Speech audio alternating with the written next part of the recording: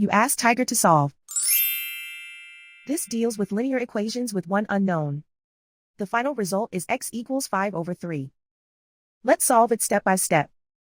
Group all constants on the right side of the equation. Add 7 to both sides. Simplify the arithmetic.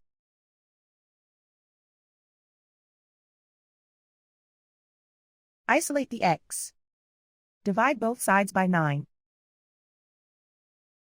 Simplify the fraction. Find the greatest common factor of the numerator and denominator. Factor out and cancel the greatest common factor. And so the final result is x equals 5/3.